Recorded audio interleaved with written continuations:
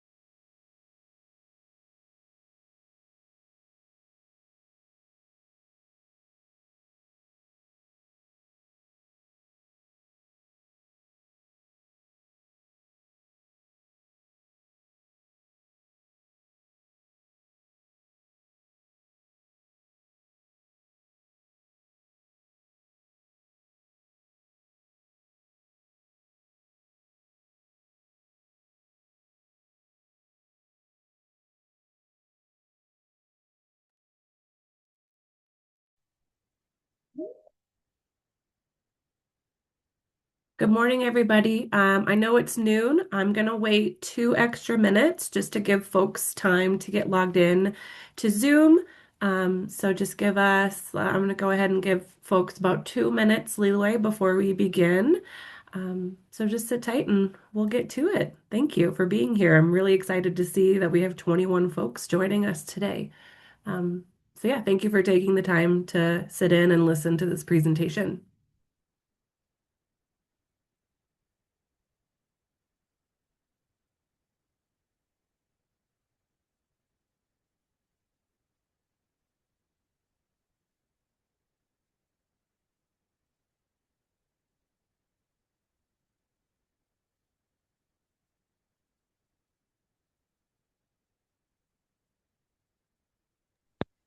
Lauren, we do have an attendee with their hand up. Do you want Sure. me to let me give them permission to talk? Thank you. I'm trying to go ahead. Oh, Hey, when was that me? Did I accidentally raise my hand? Wendy had her hand up. Oh, sorry. But People are joining so quickly, I can't keep up with their buttons. Dwayne Reed here for Little Shell Tribe. I had my hand up. Uh, okay. Do we can have you a hear me? question? I can hear you. Oh, I was just making sure that I was connected and uh, that you'd see me, but I see that everyone's muted and chat's muted as Mhm. well. So I was just trying to check in and say hi was all. Make sure I was connected. So appreciate you. Absolutely. Thank you for being here today. Glad to be here. Thank you. All righty. Sweet. All right. Perfect. We have another hand raised. Jesse, do you have a question right off the bat? Ma'am. I was just making sure I was also connected. Yep, I see you. Awesome. Thank you so much. You're very welcome. I'm going to go ahead and mute you. All right. Fantastic. Oh my gosh, I love seeing that we have 30 people here on the phone call. Let's go ahead and get started. It is 12:02, exactly on the dot, 2 minutes afterwards, like I said. Thank you for coming. This is the Montana Historic Preservation Grant Program application webinar. First and foremost, thank you all for taking the time for being here today. I know everything can get a little hectic in our day, so thank you so much for being here. Before we jump into the content, I'm going to go ahead and let our team introduce ourselves. We have 3 folks here that you'll probably be seeing throughout the application process. So Jordan and Mickey, I'm going to go ahead and mute myself if you want to introduce yourselves. Before we begin, though, I do want to let everybody know that I'm recording this call. I mean, not this call, this conversation. So I just wanted everybody to be aware that we are recording. Jordan and Mickey? Hi there, my name's Jordan Conley. I'm the Community and Economic Vitality Program Supervisor here at Commerce. So my shop oversees both the Historic Preservation Program, our grant program, and also the Main Street program, as well as community development block grants for economic development. Hi, everybody. I'm Mickey Zerker, and I'm the Montana Main Street Coordinator and also help with MHPG.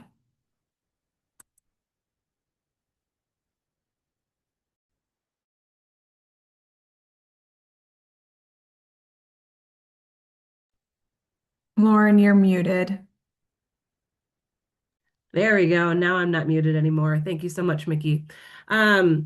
We have 85 beautiful slides to go over today to introduce to you the application, eligibility, statutory criteria, selection process, and all the fun things that go along with our program here.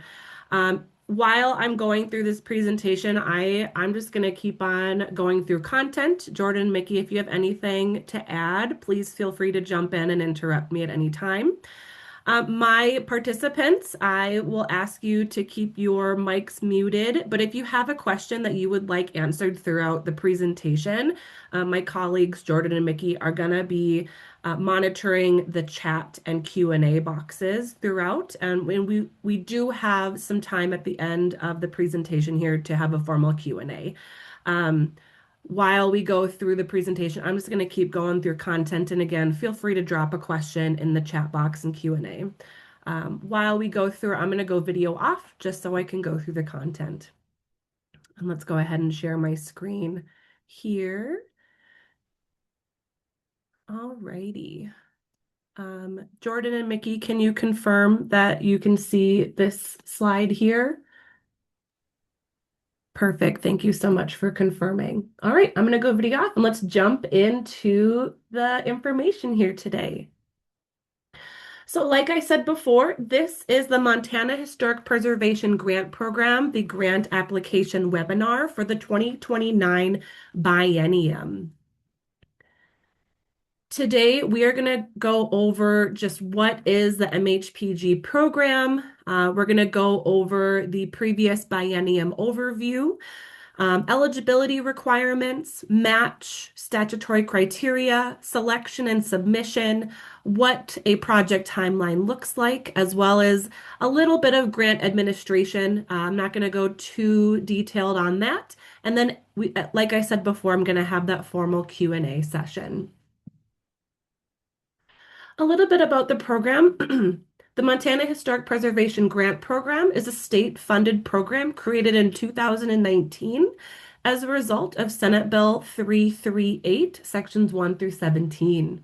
This is an ongoing program with a grant cycle every 2 years and awards made as part of the legislative session and is funded through an increase in the bed tax. This program is designed to support a variety of activities and historic resources. Historic preservation grants can be used to leverage additional funding resources and tax credits. Funding can better position historic sites and museums for successes, address any critical needs, and provide financial catalysts to unlock economic and heritage potential of Montana's historic resources. This program provides an opportunity to stimulate economic development, community revitalization, and statewide tourism through increased investment, job creation or retention, business expansion, and local tax-based growth. The program is designed to support public or private entities with the preservation of historic sites, historical societies, or history museums through grant funding and demonstrating the economic impact of historic resources throughout the state. The deadline for the 2029 biennium is February 28th, 2026. A little bit of an overview of previous sessions and previous biennium. For 2023, the 2023 biennium awarded projects, 26 projects were awarded. About 5.4 million in funds were awarded, and the percentage of awarded projects was 30%. You can see here the project category types there. The next slide is going to show the different projects that were awarded, the amounts requested, the amounts awarded, and then any differences. And then you can see the total summary data there. I will be sending, if you are interested, I should say, I can send these slides to you. Just throw your email into the chat, and you can look at these details in further. And then here is a map of all the different projects that were awarded that biennium. Moving on to the 2025 biennium awarded projects. 43 projects were awarded in the 2025 biennium. 11.3 million were awarded, and the percentage of awarded projects was 89%. You can see here the different projects, the applicants, the amounts requested and awarded, and any difference in funding here. And this is the data continued. And again, just a map of where those projects were located in the state. And finally, last year, 31 projects were awarded, just under 6 million, and 49% would be awarded. You can see here the projects, the applicants, the amounts requested and awarded, and then the difference. You can see here that there is a lot more red in this biennium. A lot of folks were awarded lesser than requested. And then again, you can see that sprawl here as to where these projects are located in the state. Alrighty, let's jump into some specifics regarding eligible applicants. First and foremost, individuals are eligible. Individuals applying through a fiscal agent, individuals applying in coordination with a local government. Private residences are encouraged to inquire with Commerce staff regarding the eligibility, MHPG projects must ensure that a significant portion of the facility be open to the public to access and use. Projects that confer only a private benefit are not eligible. Associations are eligible applicants: for-profit, nonprofit, or not-for-profit organizations and businesses. And governing units are eligible. This could be incorporated cities or towns, counties, consolidated governments, state and federal agencies, a representative of a governing unit, such as a library or school district, and then tribal governments are eligible. For tribal governments, a waiver of sovereign immunity will be required if funds are awarded. Some additional considerations for eligible applicants. All applicants must have the management capacity to undertake and satisfactorily complete the project and ensure proper management of MHPG funds. If the property is not owned by the applicant must submit a letter of approval from the property owner. If awarded, the grantee will be the applicant, not the property owner, and a grant assistance agreement will be required to become contracted with Commerce. Additionally, applicants can apply for more than one project per cycle. A separate application must be submitted for each eligible project. And then moving right along to eligible project types. Eligible applicants may apply to complete project or activities for the preservation of historic sites, which can include a structure or site listed on the national, state, or local historic registry, a structure or site contributing to a historic district, or a structure more than 50 years old with a documented significance to the history of a Montana community or region. Additionally, historical societies and history museums are eligible applicants.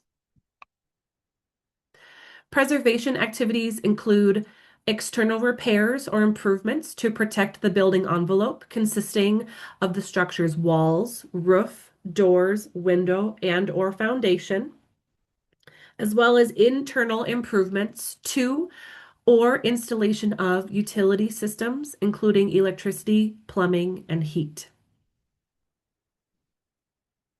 For history museums only, improvements that establish or enhance security, climate control, or fire protection are also eligible project types, but this is only for history museums.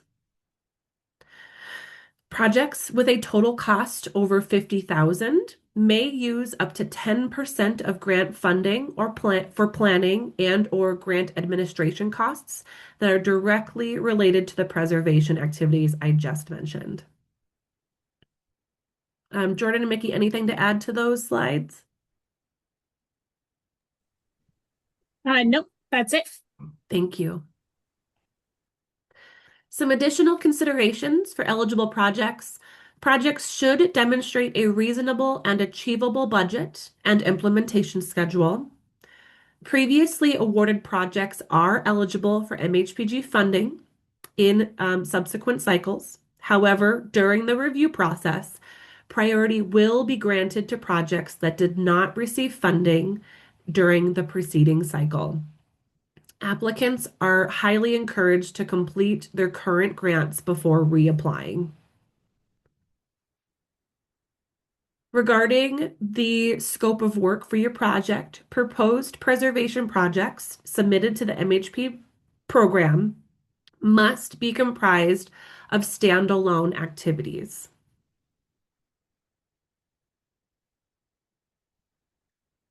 For project activities, projects may include multiple activities within the scope of work, but applicants must demonstrate that each activity within the scope of work is necessary for a complete standalone project. Applicants must include a prioritization of project activities or components with funding amounts requested for each activity. Jordan, Mickey, anything to add to those two slides? I'll just add that what this means is that you need to be very specific in your application. So, for example, you can't say, or you can say, but it will likely not rank as highly. If you say something like, we want to restore this building, right? That's not specific enough. What we need to know is we are going to use these funds to repair all of the windows and upgrade the electrical systems, right? So those are specific standalone activities that you would be using the grant funds for. If you're thinking about a phased project, that is okay, but just know that the phases must be kind of self-contained, right? So they need to be able to be completed and still have the building be safe and accessible upon completion of the phase, and that getting funding for one phase does not guarantee that you'll get funding for the next phase. Awesome. Thank you, Jordan. Alrighty. So for project design considerations, projects should adhere to the Secretary of the Interior standards for the treatment of historic properties and the related guidelines for preserving, rehabbing, restoring, and reconstructing historic buildings, historic sites, structures, objects, and community districts. The standards address both exterior and interior historic building work and suggest consistent approaches to treatments and techniques that help maintain the integrity of historic resources. If your building is listed, you can always reach out to the State Historic Preservation Office as a resource.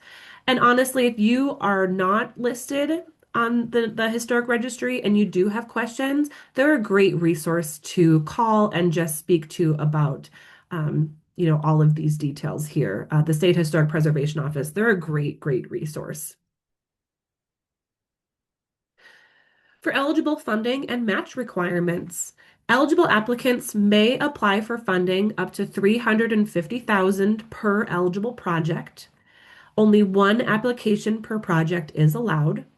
previous or current MHPG grantees can apply again. For match requirements, a 1-to-1 match of the total grant request is required for all for-profit entities, and a 20% match of the total project cost is required for all other eligible entities. So just please, just be mindful, 1-to-1 match for total grant request is for-profit entities, and 20% match of the total project cost for all other eligible entities. That's new from last time. Moving forward, the total available funding is derived from the tax collections, and is deposited into the Historic Preservation Grant account and is going to be further carried out according to the guidance established in Senate Bill 338. For eligible match, these are going to be the types of eligible match: cash, grants, or loans.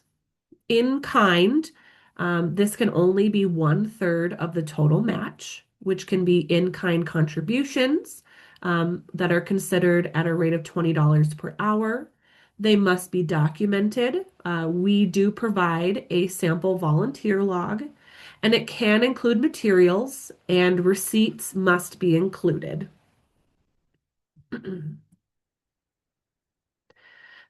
Moving forwards, for types of eligible match, previous expenditures are only eligible as matching funds when they're directly related to the preparation of architectural, engineering studies, reports, and construction of the proposed project, and they are completed after February 28th, 2025.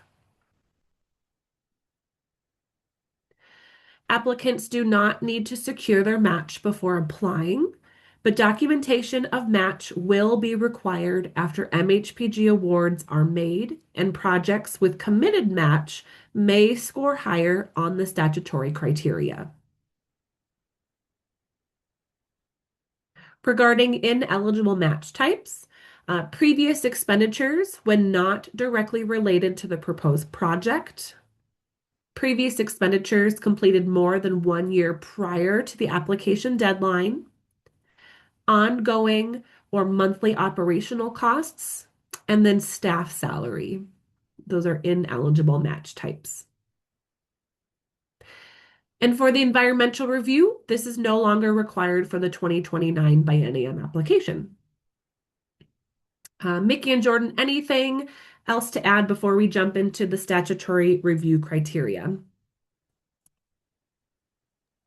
We just had one question that I'm answering in the chat. But just to reiterate, so the $350,000 is the total amount that you can request. But that is different than the total project cost. And when we are talking about that 20% match for most entities, not for for-profit entities, that's a 1-to-1, but for all other entities, it's 20%. That's of the total project cost. So the amount of your match will vary depending on what the total project cost is, not how much you're requesting in funding.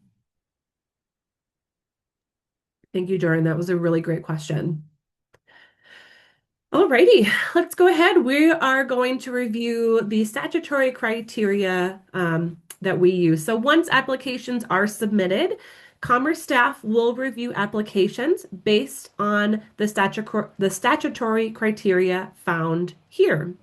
On each of the next slides, we list the points assigned to each criteria. Each criteria is weighted, and on each you can receive a score of 0, 1, 2, or 3.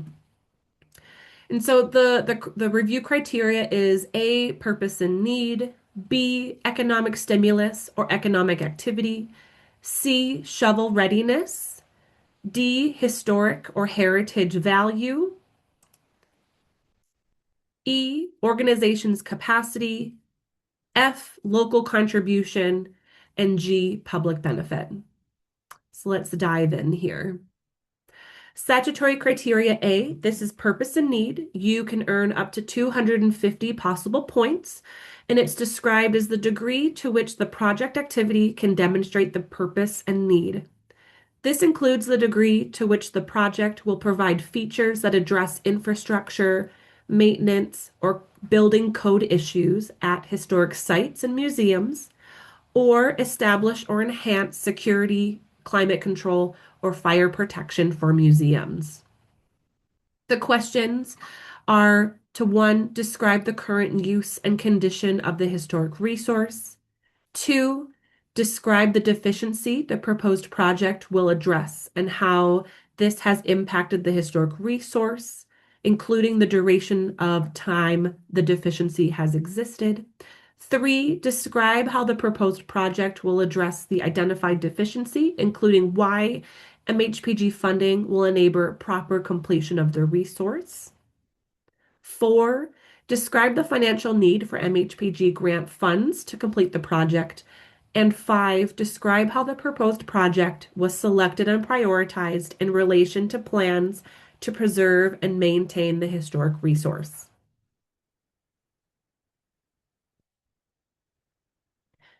Statutory criteria B is economic stimulus or economic activity, which can earn up to 100 possible points and is described as the degree to which the project supports economic stimulus or economic activity, both during the project and as a result of the project completion.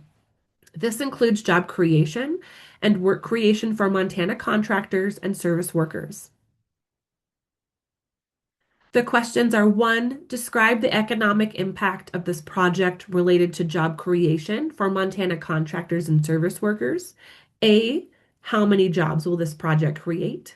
B, what types of jobs? And C, explain how this information was gathered. Two, describe the ongoing economic impact related to facility use or visitation as a result of the proposed project. Three, describe how your project relates to community goals and previous or concurrent planning efforts, downtown revitalization plans, growth policy, historic preservation plan, economic development strategy, etc. And four, describe your long-term vision for the historic resource and explain how this project fits into organizational plans, strategic, interpretive, business, outreach, etc. A, will this project decrease your operating costs? And if applicable, how will those savings be reinvested?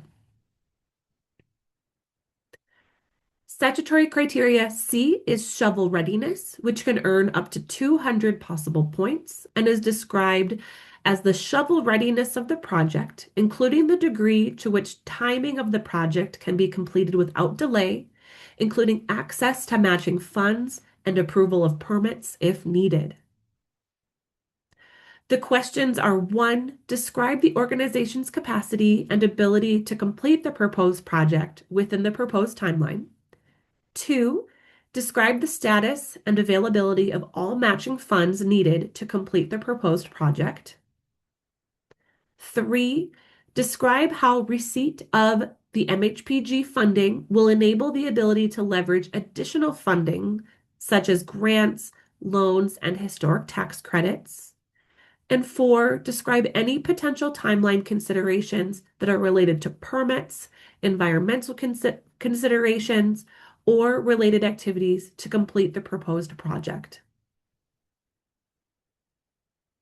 Statutory criteria D is historic or heritage value, which could earn up to 300 possible points and is described as the degree to which the project activity contributes to historic or heritage value. The questions are one, describe the historical context and significance of the historic resource associated with the proposed project, including A, heritage value for Montana, B, value to the local community, and C, relevant designations or listings. Two, if the structure is listed on a local, state, or national registry, please include relevant documentation. Three, describe how the proposed project will sustain the character-defining features and integrity of the historic resource. 4, describe how the proposed project will help promote and interpret the heritage value of the historic resource for the public. 5, describe how the proposed project will adhere to the appropriate Secretary of the Interior's standards for the treatment of historic properties. And 6, if the project type is a historic structure, describe any future plans for the structure and continued commitment to preserving its historic integrity. Confirm that there are no intentions of demolishing the structure or undermining its historic integrity following the project completion.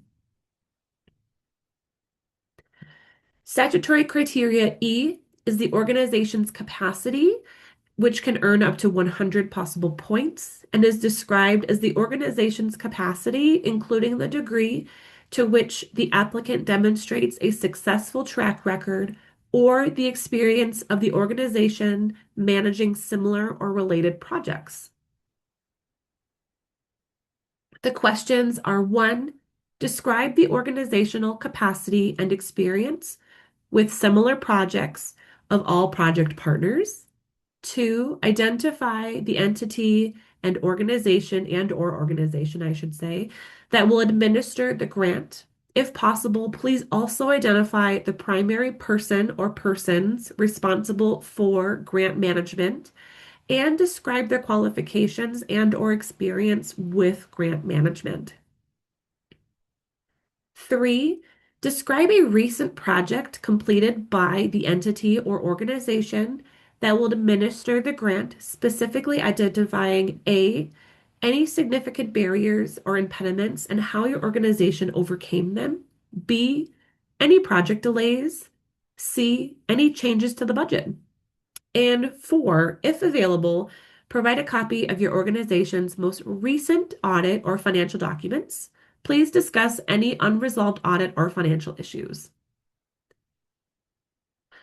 Statutory criteria F is the local contribution, which can earn up to 150 possible points and is described as the degree to which the project shows local contribution, for example, monies and letters of support. The questions are 1, describe your community's commitment to the project according to the varying levels or types of contribution. A, what degree of local cash has been committed? Describe amounts and types. B, what degree of local in-kind services such as time, labor, and materials have been pledged? C, if this is a phased project, describe funds expended through previous phases. D, which local organizations support this project? Include letters of support from at least 3 entities, which could include local businesses, state or local historic preservation officers or organizations, local economic development organizations, city or county's officials, etc. E, describe additional efforts to generate public support and awareness of the project.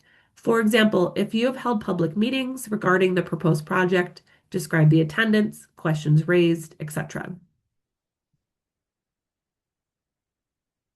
Statutory criteria G is public benefit and can earn up to 100 possible points and is described as the degree to which the applicant demonstrates anticipated benefit, including the extent the site or building will be open to the public and the degree of immediate facility use after project completion.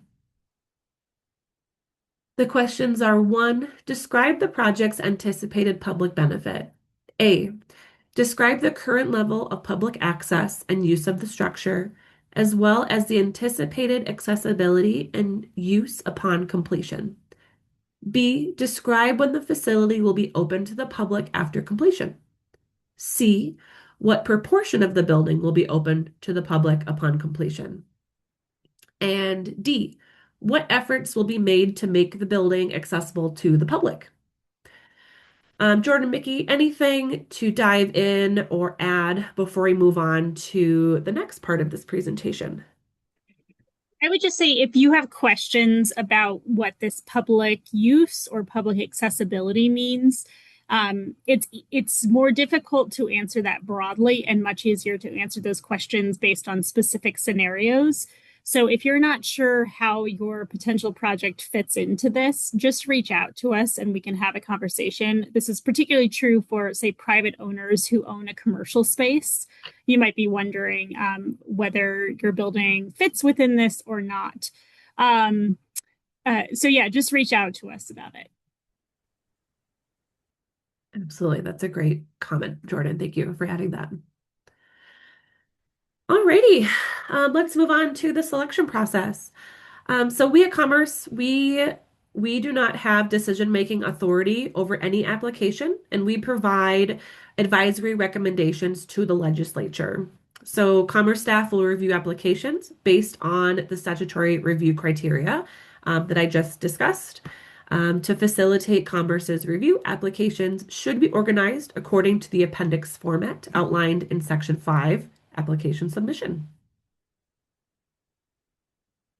To prepare recommendations, Commerce will review applications with the Tourism Advisory Council and the State Historic Preservation Office before they are submitted to the legislature.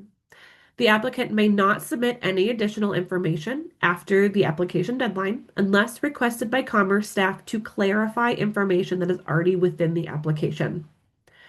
Applicants are strongly encouraged to testify during the legislative session regarding their projects.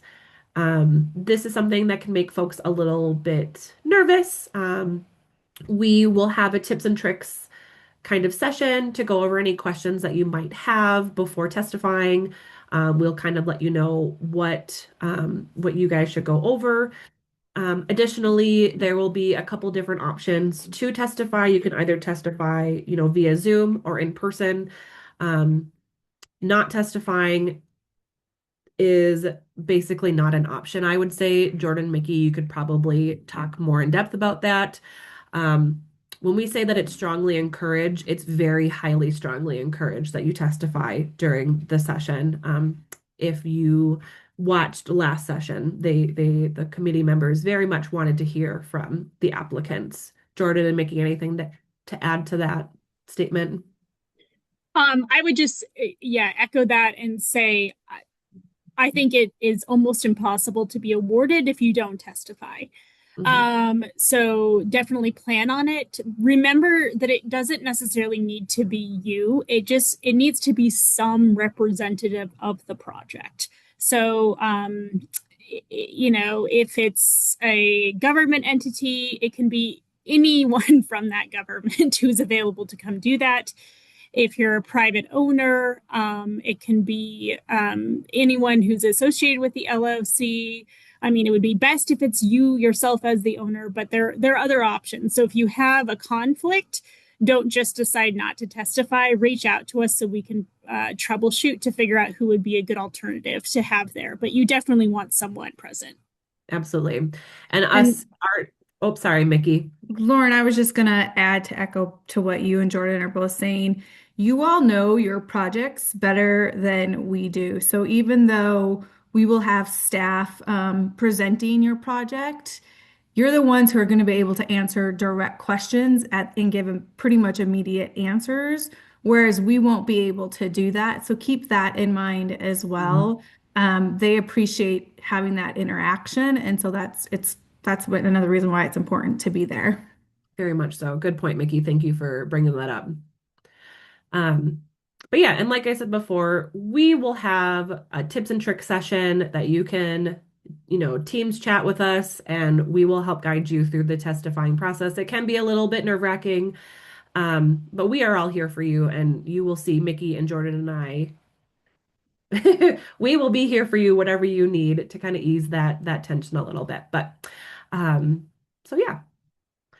Regarding the application submission, applications are going to be due February 28th and must include the following: Appendix A, which is the application eligibility screening checklist; Appendix B, which is the application, which includes your responses to the statutory review criteria; Table A, which is a sample project budget; Table B, which is the sample implementation schedule; as well as any supplementary documents as applicable. Um, this could be Jordan, Mickey, help me out. This could be, your national registry information. It could be photos. It could be reports. Jordan, Mickey, anything else that they could submit supplementary? Letters of support, Thank you. Yeah.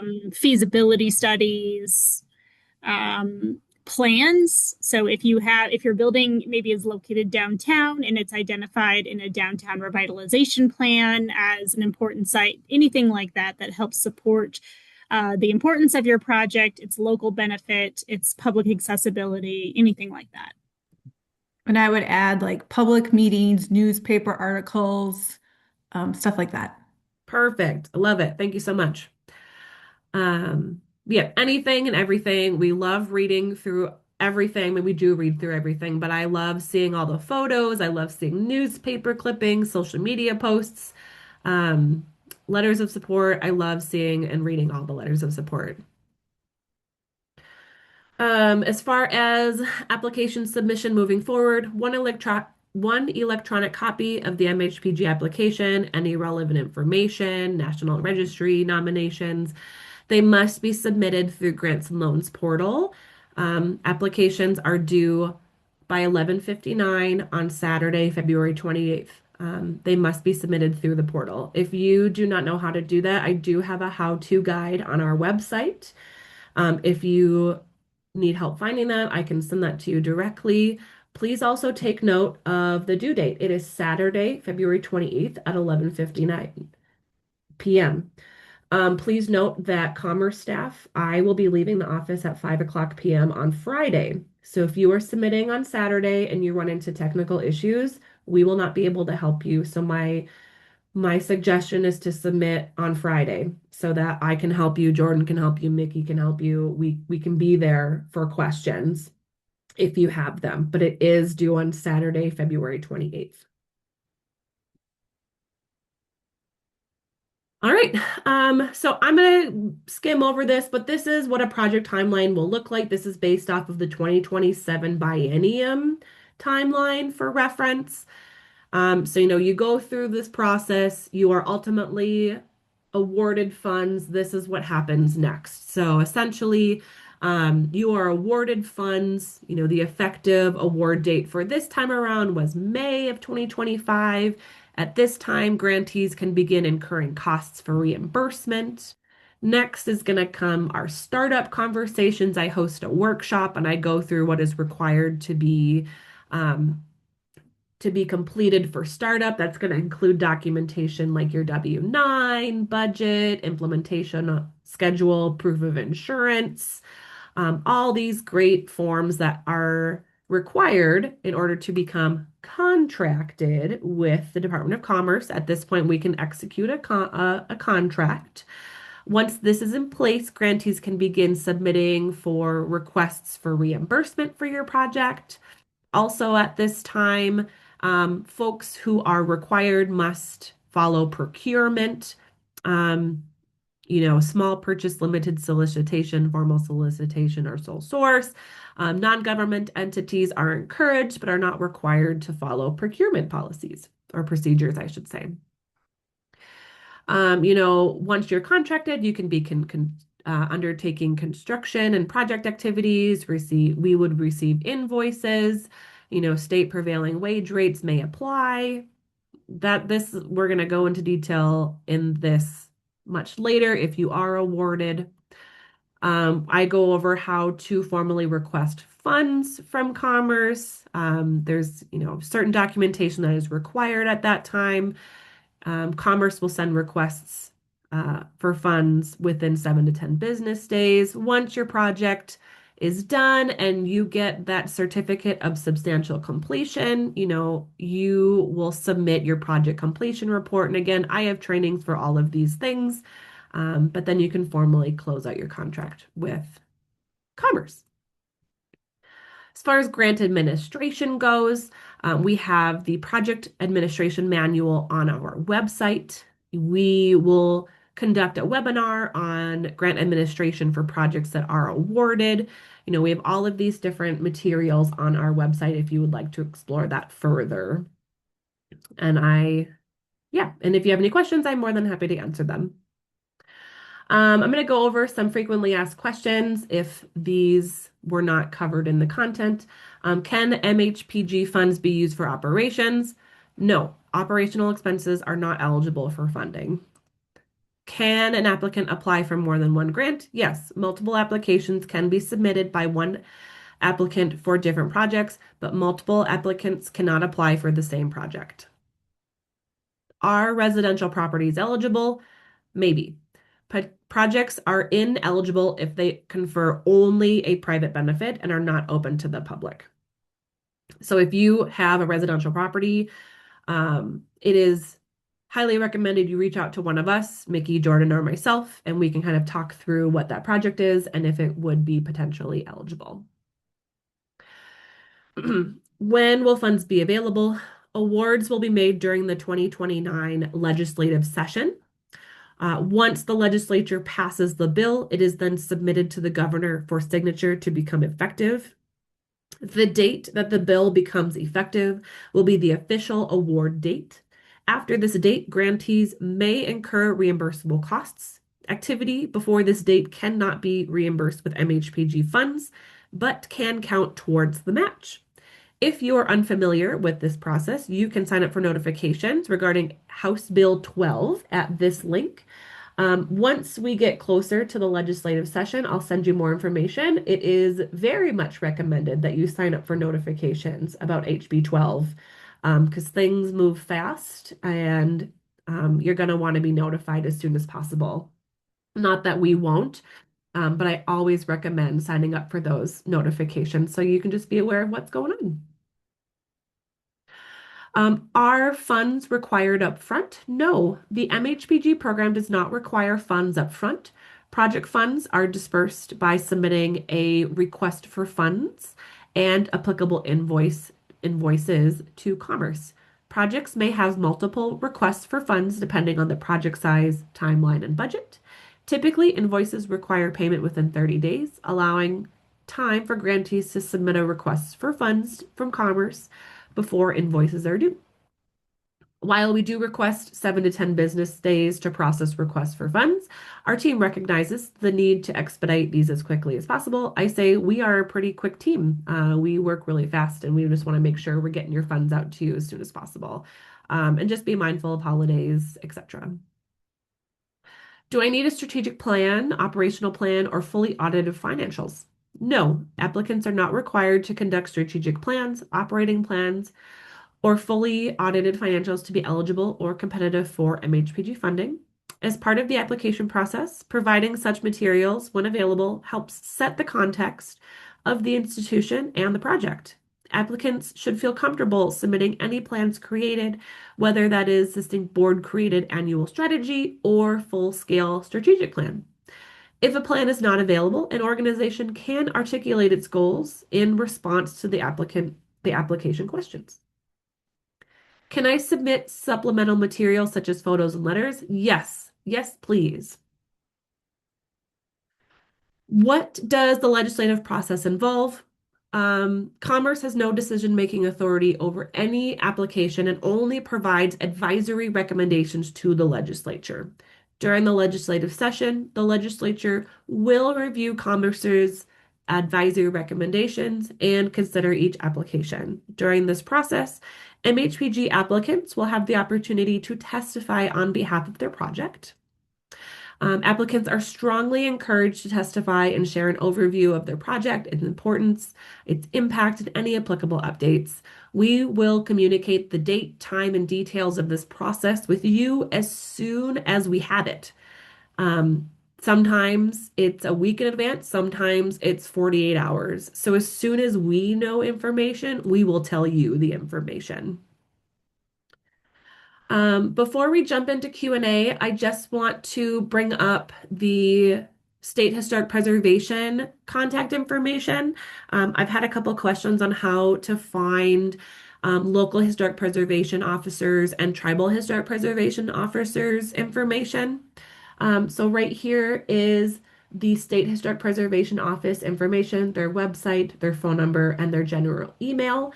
If you go to this main page here and you scroll down to the bottom, you'll see this area called Preservation Help. If you click on the tabs Local Historic Preservation Officers or Tribal Historic Preservation Officers, it'll pull up a list of every historic preservation officer in their county, if there is one assigned to it. So it'll have their name, their email, and then their phone number, I believe. Um, it is highly recommended that applicants reach out to their local historic preservation officers if you haven't done so already. They're a great resource and a great advocate to have, kind of backing up your project. This is our contact information. If you have any questions, you can reach out to any of us, Mickey, Jordan, or myself, or the general mailbox. We are all here to help you, to answer any questions that you might have. And before we jump into Q&A, I just want to go over a couple important things. The application is open and accessible through the MHPG website and through the Grants and Loans portal. And one more time, the application is due by 11:59 p.m. on Saturday, February 8th. Not 8th, February 28th. I'm so sorry. 28th, last day of February. If you have any questions, please reach out to us. And yeah, I'm going to go ahead and open up the floor for questions. I'm going to stop sharing my screen and jump back on to video.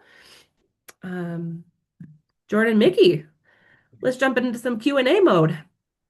Lauren, Jordan's doing a great job of answering questions. I love it. We seem to get a lot of questions regarding the timeline, so I'm just going to try to recap that for everybody. Please. And please listen closely to me, both Jordan and Lauren, in case I mess up. So applications are due here next month, the last day of the month, 2026. Throughout the summer, the rank and review team will be reviewing them. And then, like September-ish, we will do what we call prepare that rank and review for the governor's book. The governor's book will go live sometime in like late fall of this year, maybe, November, December, where you will all be able to see where your project ranked and if it ranked above the funding line, which we may or may not know at about that time. And I know Jordan asked or answered some questions regarding how much money we're going to have. We won't know that yet till later this year. And then when the legislative session starts, January 1st of 2027, Section F will likely have our MHPG projects go in front of them in January. And that's when we're going to ask all of you to come and testify. And like Lauren mentioned in the presentation, you'll likely get emails from one of the three of us and or phone calls reminding you of when that date is. And we'll have a pretty tight schedule. So you'll know, you'll have a pretty good idea because it's about 2 to 3 days, depending upon how many projects we have. Then throughout the session, Section F meets. They'll talk about the projects. You might be asked to come back and talk about them. Typically, the session ends around April, and then that means that if projects have been approved, they'll go into the governor's desk. He'll sign the bill, and once the bill is signed, that's when costs can occur. And I know Lauren talked about that, and now I'm rambling again too, but that's kind of the timeline, which means that's when you can start incurring costs. So this last year, the bill was signed in May of 2025, so applicants could start incurring costs at that time. However, the funds are not available until July 1st because that is the start of the fiscal year. And again, if you get awarded, we'll be here to answer these questions. We'll have timelines available. And like, Lauren has said many times, the three of us are here. So ladies, feel free to add in. I tried to summarize all of that. Mickey, that was fantastic. Thank you so much for doing that. I think that was a great response. If folks have questions that they want to verbally ask, I will take the lead of allowing folks to talk if you would like to ask a question verbally rather than typing in the chat. So participants, if you have a question, I will unmute you and you can ask a question. Or you can chat in the Q&A. That's okay with me too. And for those who added their emails to the Q&A, I have them. And I can certainly send you copies of the PowerPoint. As Jordan has mentioned, we'll be posting this PowerPoint as well as a recording to our website um, for you guys to access. So yeah, I'm opening the floor for questions if you guys have questions.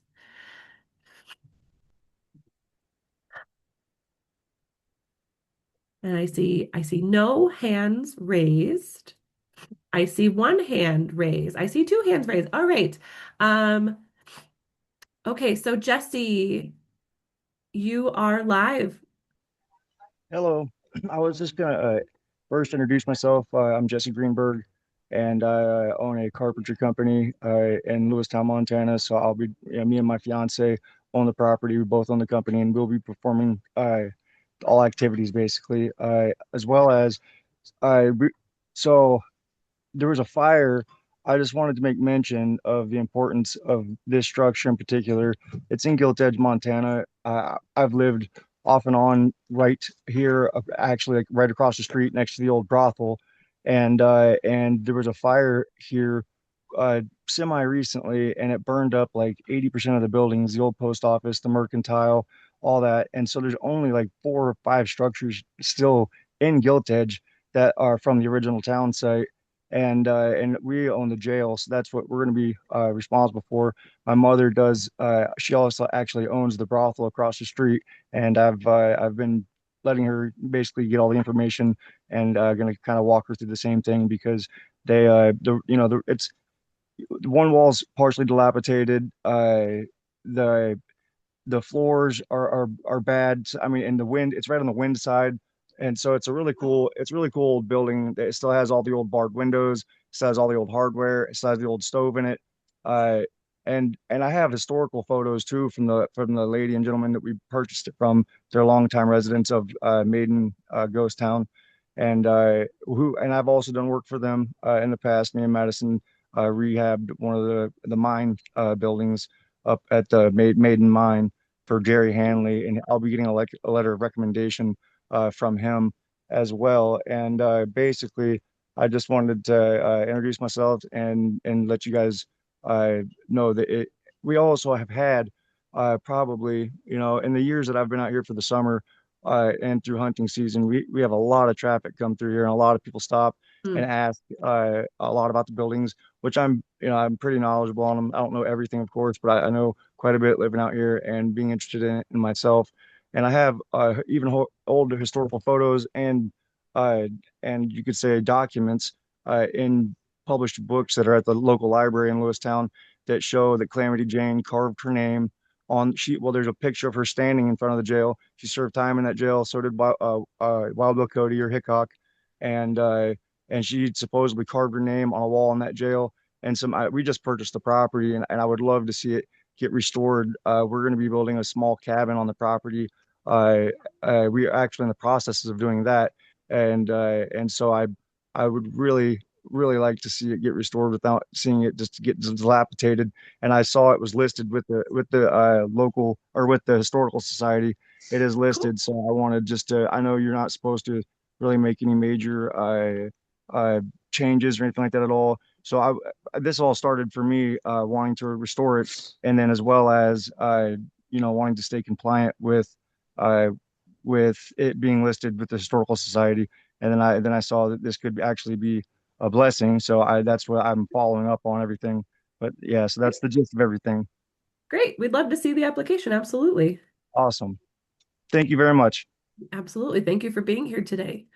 Kathleen, how can we help you? What is your question?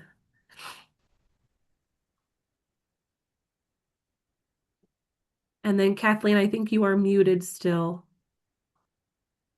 Okay, sorry about that. You gave us a lot of dates, but I kind of lost track of the year. So the funds would become available in spring 2028? No, when? Funds will be available next summer, July 1st of 2027. Okay, great. Thank you, Mickey. Thank you. 2027. Perfect. Thank you, Kathleen. That was a great question. Anything else, Kathleen? That's it for now. Thank Perfect. you. Thank you for the question. I have Dana, or is it Dana? Can you hear me? I can. Okay. Yeah, it's Dana. Dana, thank you. I am kind of the grant writer for Bridger Historical Society down in South Central Montana. And we are trying to get our Main Street folks some help for grant funding to help restore all of our historic buildings. And I'm going to apply for the Glidden Mercantile, which is a really huge old Western commercial building. It is owned privately. So my question is, the Bridger Historical Society is applying for these grants, but the owners are giving us permission. Does that require them a one-on-one match, or would we still get 20%? Because we are a 501c3. Yeah. Jordan or Mickey, can you guys jump in on that question? I'm sorry, I was answering something in the chat. What was the question? Oh, well, basically, I'm applying because I started the Bridger Historical Society. We have all kinds of members, and right at present, I'm the grant writer and the secretary. Sure. I'm applying for a grant for a commercial building that's privately owned, but it is open all the time. The public can go in it all the time. They even have ghost walks where people can see the basement and the attic if they want to. But is that because it's privately owned? Can we, as a historical society, still get the 20% match, or do the owners have to do the one-on-one match? Yeah, since the building is privately owned, well, first of all, they can apply, as private owners. And yes, if it's privately owned, they need to do a one-to-one match for whatever it is that they're requesting. So if they're requesting, say, $200,000, they would need a match of $200,000. Even if a nonprofit, say, historical society is involved in that, because the how to explain this, the grant is attached to the entity responsible for the building. So in this case, it would be a private owner. So the owner has to do the one-on-one match. Okay, I'm gonna have That's to correct. let them know. They may Yep, they may back out of it. Yep, if the building is privately owned, and this is new to this session, so thank you, or to this cycle, so thank you for flagging it. It used to be 20% across the board.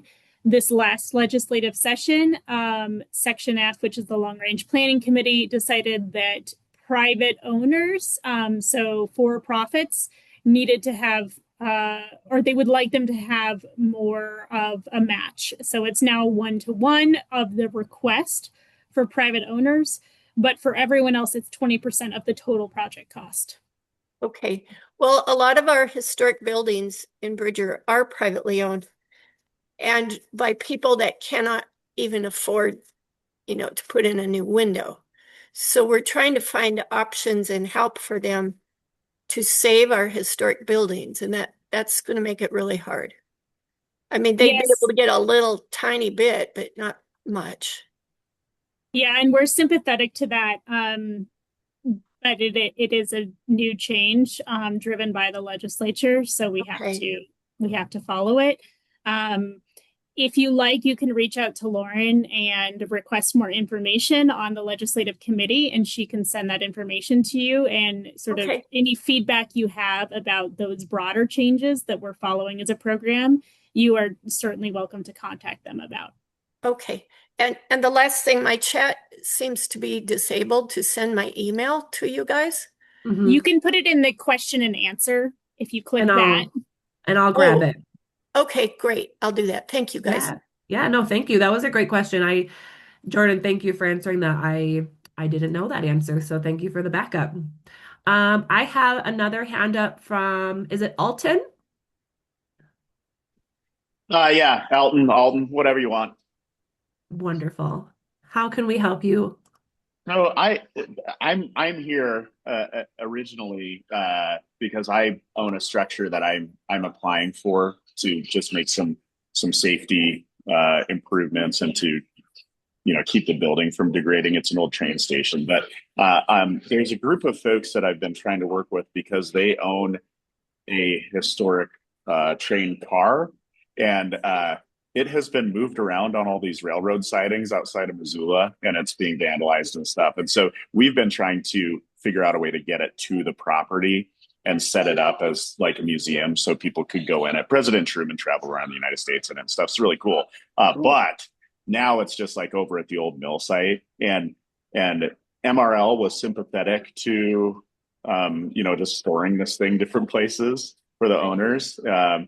And now that a new rail line has purchased the rail line here, I don't know how much longer we have until we need to find a place for it. So my question is, can I work with these folks and help them to apply to defray the cost of moving it over and setting it up for people to access it on the property? It's not traditionally a building, but it will be installed. It's not going to be used as a railroad car. It will be installed as a permanent fixture with electricity and water and restrooms and stuff. So I guess what would be the best way, if even possible, to apply through this process to defray the cost of trying to take care of this thing and get it moved over to the property? Jordan, that's a great you question. Yeah, I don't see why you couldn't do that project. Again, sorry, I was answering something in the chat, so I missed the first part. Who are the owners of both the same? So no, so I own the train station. You own the train station, and you want to move it to a different property. They own a train car. They own a train car. Originally would have probably stopped at this train station, and so we're trying to get it. It's just being passed around on different railroad sidings, being stored different places right now. We're trying to get it off of these railroad sidings and onto the property, kind of, and maybe I would lease them a piece of ground, or long term, maybe I would just purchase the train car from them. But we're just trying to get it moved to preserve it now. Okay, in that case, I would say you apply as the owner of the property. And then, yes, as part of that, you would use some of those funds to move it there. Okay. And I'm applying for a different project, to preserve the actual building. So do I understand this correctly, that I could apply for two different projects? Is that accurate as one person, or? You can. Yes, technically you can. I would say you risk kind of diluting yourself and your presentation. Sure. So yes, you can. What I would recommend is have a sense coming in of which one, if you're applying for multiple, would be prioritized. The other thing I might suggest is, if you can wrap it into one project, you try to do that instead and submit one application with a prioritized list of activities. So instead of two separate applications, maybe one big application, but like I said, a prioritized list, so that if they want to award partial funding, you can say, yeah, these are the most important things I want to do. And we can set up an individual meeting to kind of troubleshoot that a little bit. But yes, the risk is the legislature, for some reason, doesn't, like you coming in for two different ones, and then therefore dismisses both. Yeah, fair enough. I get that. I'd love to set up some time. I don't want to take up everybody's allowed. time. I would say, though, the applicants who tend to take advantage of being able to submit multiple projects are things like municipalities. So, a government coming in for two totally different things, but they're both government-owned buildings. Those are the types of projects where we say, yes, it's totally fine to submit more than one application. But for a private owner for the same kind of building or structure, I would say it's not generally advised to come in for two separate projects, but it is technically allowed. Okay. Well, I appreciate it. I'll try and reach out and schedule some time with you for, Yeah, I don't and want to we take can up talk everybody's time specifically here. about Yeah. how to frame that. And you know, every time we say the legislature likes or doesn't like, please know that this is based on past sessions, you know, and that's all we have to go on, right? We only the only information we have is what's happened in previous cycles and previous legislative sessions. This past one in particular, there were some very strong opinions from the committee about which types of projects should be funded or should not be funded. So we're trying to give you the most sort of accurate reflection of what might happen during legislative session based on that, but do know that can change, right? Their priorities might change, the makeup of the committee might change. So, you know, sometimes we might say it seems unlikely based on what the legislature did last time, but that doesn't mean you can't try, right? Or it doesn't mean that they might not have that same concern this next legislative session or whatever it is. So I know it can be frustrating not to get a direct answer, but since a lot of the power does rest with the legislature here, we can only sort of give general guidance about that, but not make any specific promises. Yeah. Well, that's direct enough. I appreciate it. I'll reach out to you on the side. Thank Yeah. you. If I can add to kind of just follow up with what Jordan was saying in the legislature, if you know you're applying for a project, be reaching out and talking to your local legislators now. Yes. Start Yes. advocating for your project by talking to them now. That is one of the best tips we can probably give you, because we'll even probably suggest that during the session. Yes. We ourselves, this team that you're seeing, we cannot have direct access to legislators. We are here on behalf of all of the projects. You are really, like we said earlier, the champions of your projects, and you can do the best advocacy for them. So start reaching out to your legislators now, talk to them about your project, why it's important, answer their questions, and then they will help advocate. Most likely, they will help advocate for your project during session next year. Excellent point, Mickey. I was just about to say that, so thank you for taking it right out of my mouth. We've seen projects get taken out of the list and then added back in at the last second because their representative spoke upon their behalf for them. So definitely reach out. The first time they should be hearing from you should not be during session. It should be now, really, especially, you know, just going in. That would be great. Any other oh, sorry. If Jordan, if you were going to talk. Oh, I just said, yep. Like, Yep. I agree. Excellent. You're not All being right. annoying to them, you know, and even if you are, it doesn't matter. Yeah. And remember that they hear a lot of different things. So like Mickey said, just keep reaching out, you know? It can be things like, I'm applying for this grant. I have applied for this grant. Remember that I applied for this grant. Yeah, come Legislative visit our session is site. coming up. I will be testifying on behalf of this project. I mean, like, reminders to them every step of the way, and also encourage them to come see the project, come see the building. Absolutely. All righty. So I have no open questions. I have no more hands raised. I threw my email into the chat. If anybody has any questions, you can reach out to myself or Jordan and Mickey. After this, Put mine in the chat too. awesome. After this session is done, I will be reaching out to get our website updated, to get a recording uploaded, as well as the slides. So y'all will have full access to that if I have your email. So I'm looking at my screens here. If I took down your email and you posted it, I'm going to email you directly just the slides. I can't email the recording. It's too big of a file. But once it is uploaded, I can certainly send you the link just to go view it on the website. I'm more than happy to do that. And I'm just going to reiterate one more time. We are here to answer any and all of your questions. I know that applying for grants for some can be really kind of scary and overwhelming. If you have any questions, we're here to help answer any and everything that you need. If you have a project specific question, let's go ahead and answer that offline. I would love to help you out. But yeah, last call for questions. And we'll all stay on till the end, till everyone's gone. So if you do want to hang out and wait and ask a more in-depth question, you're very welcome to stick around.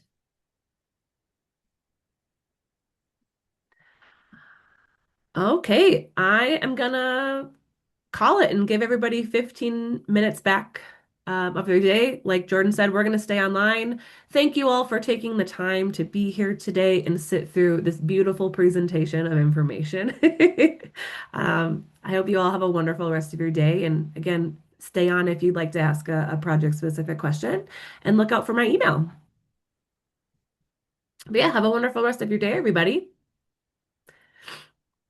Thanks for coming.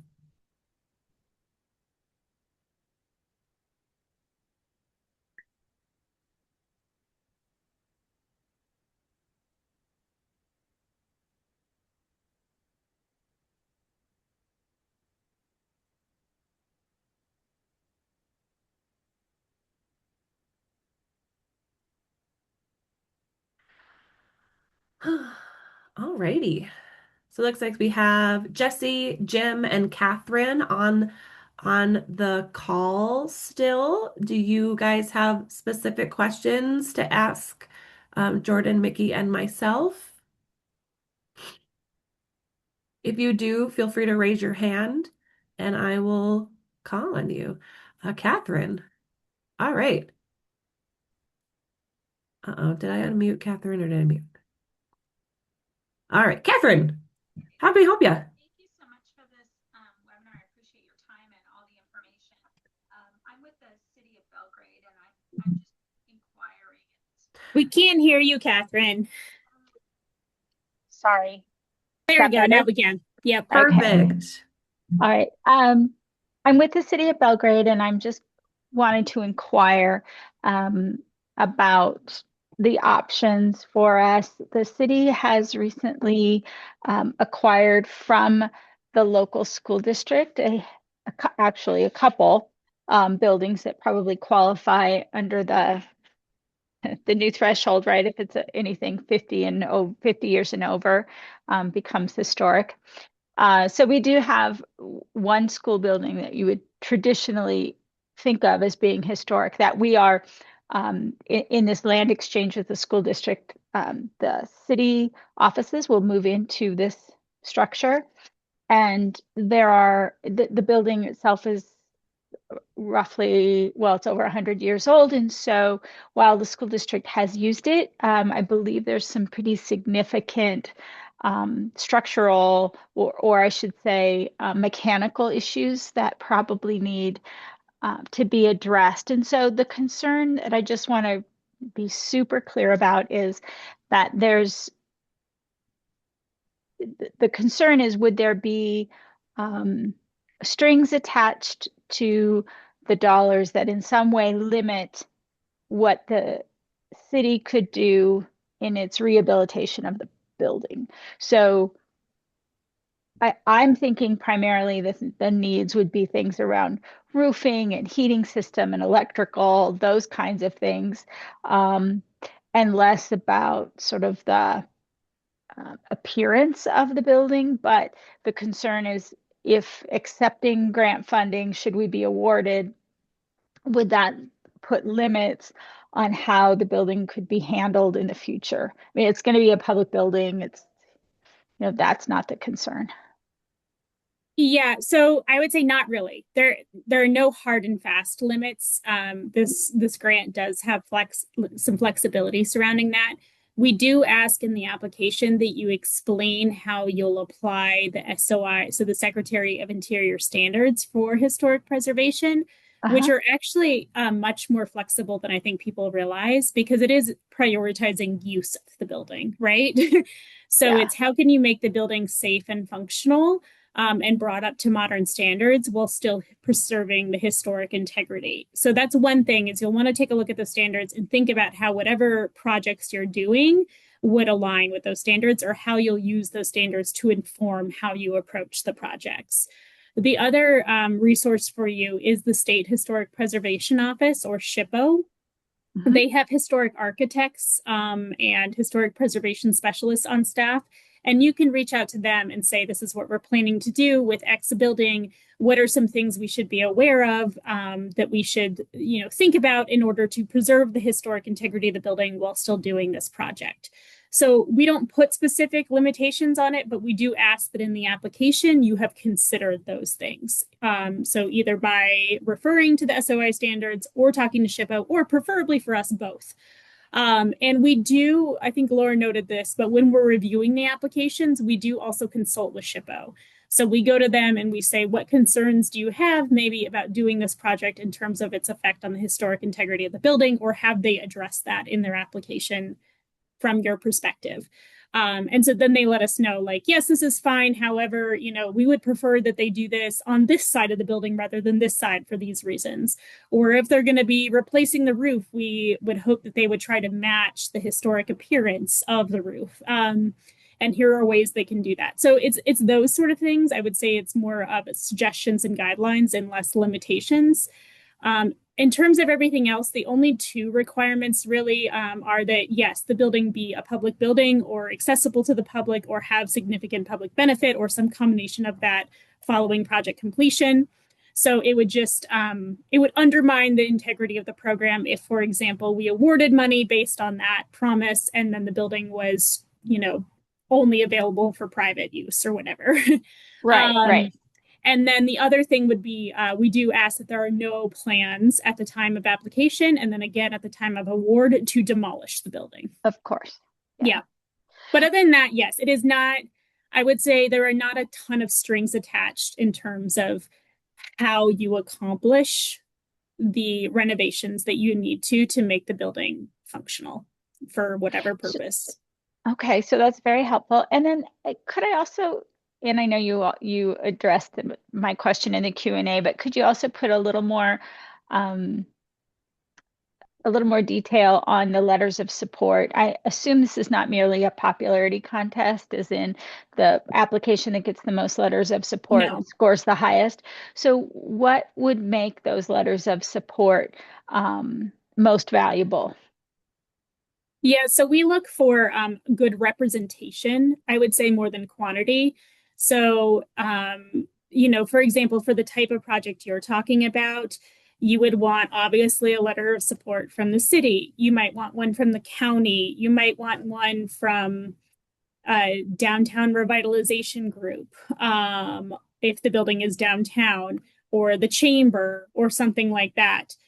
Maybe different nonprofits, maybe the school district, right? Since there's this transfer going on, other buildings or businesses or organizations that are in the vicinity and would benefit from this restoration project, even if it just means the building is now going to be in use or is going to look better or whatever that is, right? So we look more for broader representation and less for quantity. So we don't want, for example, every member of your city council to send us a letter. One from, representing all of that would do. But if we only have government entities sending letters of support and nothing from, say, the general public or surrounding structures or nonprofits, that might raise some eyebrows for us, right? So it's more just you want to use the letters to demonstrate that you have broad local support for the project. Perfect. All right. Well, that answers my questions. I really appreciate your help. Thank you. Yeah. And then something Mickey always says, and I think this is helpful too, is when thinking about letters of support, it's also helpful if they're not form letters too. Like we would rather have a much more informal letter from someone that is authentic in general, or authentic and genuine, rather than say the same template that everybody has just signed their name to. Yep. Makes sense. All right. Thank you. You can also, if you host a public meeting about this and send like the list of attendees or even just the number of attendees and, what a summary of the types of questions or expressions of support that were received, that we also count that towards local support. Oh, perfect. Great. Thank you. Yeah, thank you. That's a great question. Thanks for your good work. Have a good day. Thanks. You too. I have Jesse and then Jim. Oh, I accidentally muted you. Am I muting? I'm muting you. There we go. Okay, I can. Thank you so much for waiting. So I was gonna ask, should I be reaching out and getting, basically, do you guys have any avenues, or should I even be reaching out and getting, over like an overall cost for that project? Uh, like, should I be getting a second opinion, or should I just assess that myself and then re-clarify it with you guys, or is there a certain avenue of doing that? That's a great question. Jordan and Mickey. Yeah, we do recommend that you get an estimate. It doesn't need to be an official bid, but just, if you reach out and get 1 to 2 estimates, or, since you can provide your own, maybe put together a formal estimate, Okay. um, because when you apply, you're submitting a preliminary budget, Yeah. and that budget should be based on something, right? Yeah, absolutely. I guess the gist of my question was just, do you guys have a certain policy or a certain person that I should be communicating that No, with beforehand? And you guys answered that for me, and thank you. nope, it's your project. You can do what you like there in terms of, we just want to be able to see that you have arrived at the estimate or the projected cost by, getting an estimate, assessing it, whatever it is that you need to do, so that if you're awarded, you can actually do the project based on the amount that you're awarded. Okay, awesome. And then the last was, is there any other pro tips you guys can give that would help uh basically ensure that or give a better chance of getting the grant awarded to preserve that building? Tips. Again, like Mickey said, reach out to your own representatives in the state legislature and invite them to come see it, talk to them about the project, tell them you're applying for this grant, tell them after you've applied for this grant, maybe send them a copy of the grant application. Yeah.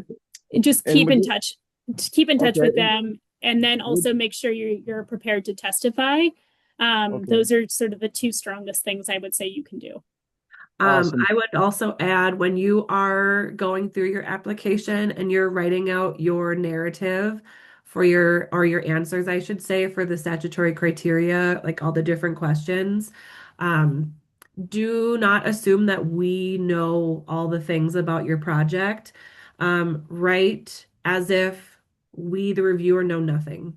Like, I Okay, go into awesome. every application with an open mind and a blank slate so I can take Mhm. everything in. Um, Assume we know nothing and make sure Okay, you're including everything and anything that you want to paint that picture and that narrative. Yeah. Um, And mhm. to And follow think, up with oh, Lauren's go comment, ahead. oh, sorry, Jordan. No, go ahead. Make sure you answer all of the questions. Oh, yeah. Yes. okay, We've reviewed applications where questions were just left blank. And so you saw, Lauren went over all the different points that each question is worth.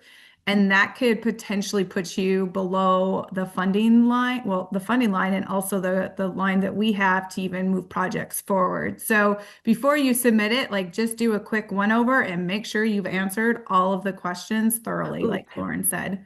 I have I another would, tip. Give okay, your app before you submit your application, Jesse, give it to somebody else and have them look over your application, look over the okay, things that you have awesome. to include, and have a brand new set of eyes, even 2 set of eyes on your Yes, application. yes, definitely. All right, well, thank you. And then does the legislator, that I reach out to, would they qualify as a letter of recommendation Yeah, if if they they would? want, that is very acceptable. Yep. Awesome. All right. Well, thank you, ladies, so much. I really appreciate everything. This has been very exciting, Yeah.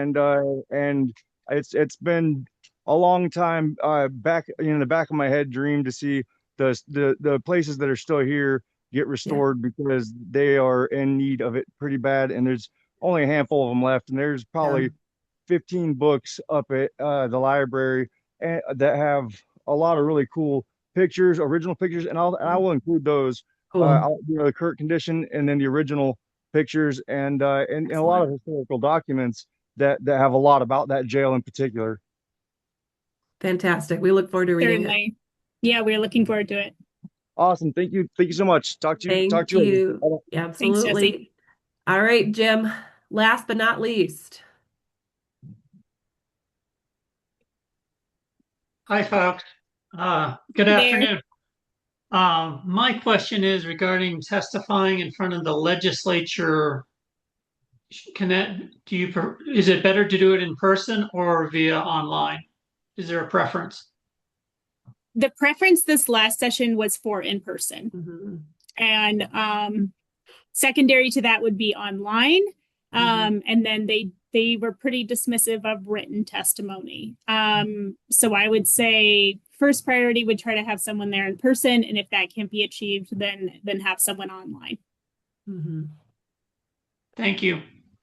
Absolutely. Thank you for the question. Is there anything else we can help you with while you're here today? Nope, I'm good. Fantastic. Well, thank you for joining. Jim and Catherine, I'm going to go ahead and end this phone call. Jordan and McGee, thank you for your backup today. But yeah, I'm going to go ahead and stop recording.